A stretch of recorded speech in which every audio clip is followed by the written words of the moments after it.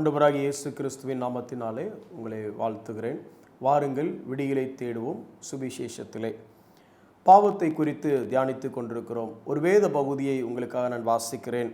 ஆதியாகமம் 2வது அதிகாரம் 16வது வசனம் 17வது வசனம்.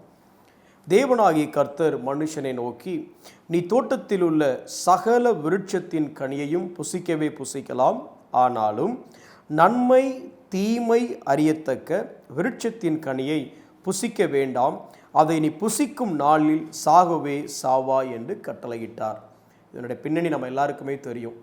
ஆண்டவர் தோட்டத்தில் இந்த ஒரு மரத்துக்கு என்ன பேர் வச்சிருந்தார் அப்படின்னு சொன்னால், நன்மை தீமை அறியத்தக்க மரம்.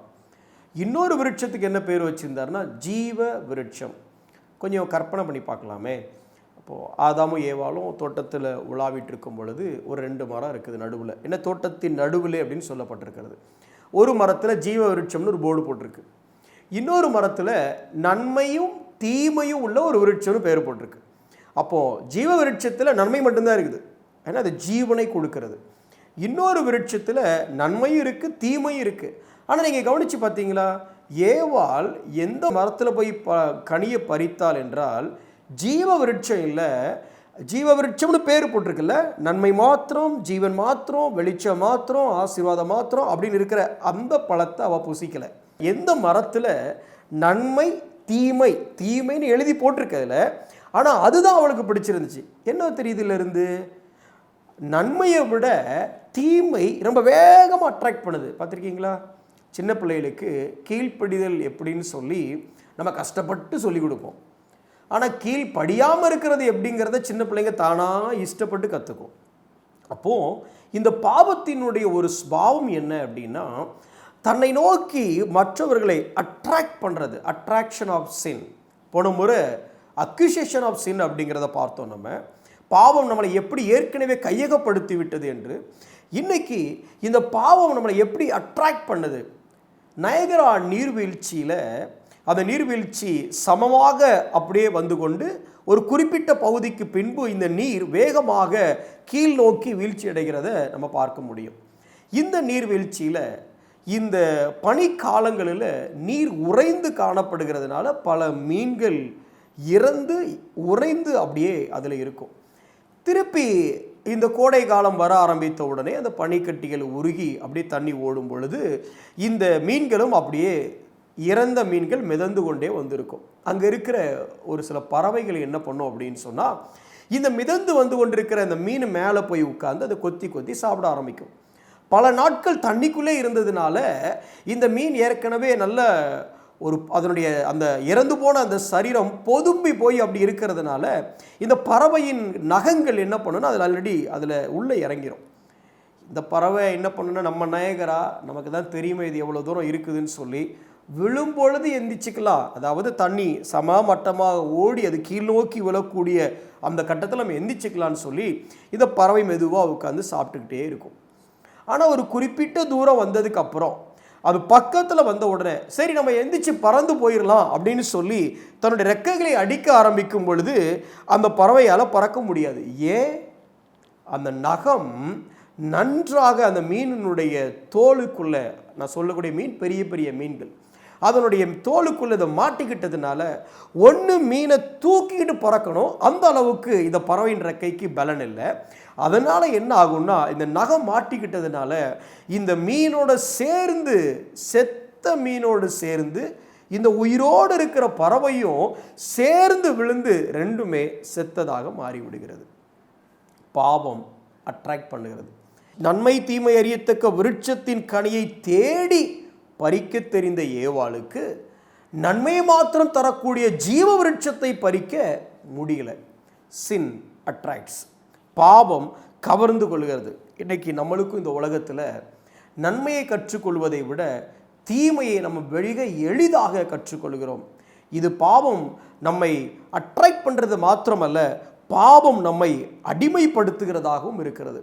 அதனால தான் ரோமர் 6வது அதிகாரம் 16வது வசனத்தில் பாவம் நம்மை அடிமைப்படுத்துகிறது என்று வேதம் சொல்லுகிறது. யோவான் 8வது அதிகாரம் 34வது வசனத்தை பார்க்கும் பொழுது, பாவத்தை செய்கிறவன் அதற்கு அடிமையாக இருக்கிறான். பாவம் நம்மை அட்ராக்ட் பண்ணுறது மாத்திரமல்ல, அது நம்மை அடிமைப்படுத்துகிறது. இந்த அடிமைத்தனத்திலிருந்து மீட்டெடுக்கவே இயேசு நமக்காக இந்த உலகத்திலே மனிதனாக பிறந்தார். நம் மீது விழ வேண்டிய ஆக்கினை தீர்ப்பு அவர் மீது விழுந்தது. பாவம் வஞ்சனையுடைய ஒரு காரியம், டிசெப்ஷன் ஆஃப் சின் என்று சொல்வார்கள். எப்படி பாவம் நம்ம வஞ்சிக்கிறது? வேதத்திலிருந்து ஒரு பகுதியை உங்களுக்கு வாசிக்கிறேன் பாருங்களேன். ஆதியாகமம் 2வது அதிகாரம் 9வது வசனம். தேவனாகிய கர்த்தர் பார்வைக்கு அழகும் புசிப்புக்கு நலமுமான சகலவித விருட்சங்களையும் தோட்டத்தின் நடுவிலே ஜீவ விருட்சத்தையும் நன்மை தீமை அறியத்தக்க விருட்சத்தையும் பூமியிலிருந்து முளைக்க பண்ணினார் அப்படின்னு வேதம் சொல்லுகிறது. நல்லா கவனிச்சு பாருங்க. எல்லா விருட்சத்தை பற்றி சொல்லும் பொழுது பார்வைக்கு அழகும் புசிப்புக்கு நலமுமான சகலவித விருட்சங்களும். அப்போ எல்லா விருட்சமும் எப்படி இருந்ததுன்னா பார்வைக்கு அழகாத்தான் இருந்தது. எல்லா விருட்சமும் புசிப்புக்கு நலமாகத்தான் இருந்தது. ஆனால் உங்களுக்கு ஏற்கனவே தெரியும்ல, இந்த பிசாசு வஞ்சித்த உடனேயே ஏவாள் அந்த ஆதியாகமம் 3வது அதிகாரத்தில் பார்க்கும் பொழுது அந்த நன்மை தீமை அறியத்தக்க அந்த விருட்சத்தை பார்த்து அவள் சொல்லுகிற காரியம் என்னவென்றால் 6வது வசனம் இப்படி சொல்லுகிறது. ஆதியாகமம் 3:6. அந்த விருட்சம், எந்த விருட்சம்? நன்மை தீமை அறியத்தக்க தடை செய்யப்பட்ட தன்னுடைய பெயரிலேயே தீமையை வைத்திருக்கிற அந்த விருட்சம் ஏவாள் கண்ணுக்கு எப்படி தெரிந்தது? புசிப்புக்கு நல்லதும் பார்வைக்கு இன்பமும் புத்தியை தெளிவிக்கிறதுமான இச்சிக்கப்படத்தக்க விருட்சமாய் இருக்கிறது என்று கண்டு அதன் கனியை பறித்து புசித்து தன் புருஷனுக்கும் கொடுத்தால் அவனும் புசித்தான். அப்போ தேவன் படைத்த சகல விருட்சங்களும் 2வது அதிகாரம் 9வது வசனம் சொல்லுது, தேவனாகிய கர்த்தர் பார்வைக்கு அழகும் புசிப்புக்கு நலமுமான சகலவித விருட்சங்களையும் அப்படின்னு இருக்கு. அப்போ இந்த பாவம் எப்படி வஞ்சிக்கிறதுன்னு பாருங்க. தோட்டத்தில் இருக்கிற சகல விருட்சமும் அழகா இருக்கு, புசிப்புக்கு ஏற்றதா இருக்கு. ஆனா அதை அவ பறிக்கல. எந்த விருட்சம் தடை செய்யப்பட்டதோ அந்த விருட்சத்தை போய் மிகச்சரியாக அதை மாத்திரம் எடுத்து பறிக்கிறார். பாவம் வஞ்சிக்கிறது. பவுல் கொரிந்தியர் சபைக்கு எழுதும் பொழுது ஏவாள் சாத்தானால் வஞ்சிக்கப்பட்டாள் அப்படின்னு சொல்லி எழுதுகிறார். எனக்கு அருமையான சகோதரனே சகோதரியே, ஒருவேளை இதை பார்த்துட்டு இருக்கிற நீங்கள் ஏதேனும் பாவம் உங்களுக்கு பார்வைக்கு அழகா இன்பமா புசிப்புக்கு ஏற்றதா இருக்குதா? இல்லை, நீங்கள் வஞ்சிக்கப்பட்டு கொண்டிருக்கிறீங்க. எவனை விழுங்கலாமோ என்று வகை தேடி சுற்றித் திரிகிறான் அப்படின்னு சொல்லி வேதம் பிசாசானவனை குறித்து சொல்லுகிறது. எச்சரிக்கையாக இருப்போம், செபிப்போம். அன்புள்ள ஆண்டவரே, இந்த பாவத்தை குறித்து நாங்கள் கற்றுக்கொண்டிருக்கிறோம். இந்த பாவம் ஆண்டவரே வஞ்சகம் உள்ளது, அடிமைப்படுத்தக்கூடியது, கவர்ந்தெழுக்கக்கூடியது, இது விஷமமானது, விஷத்தன்மையுடையது. இந்த பாவத்தை விட்டு விலக எங்களுக்கு நீங்கள் கிருபை செய்யுங்க ஆண்டவரே.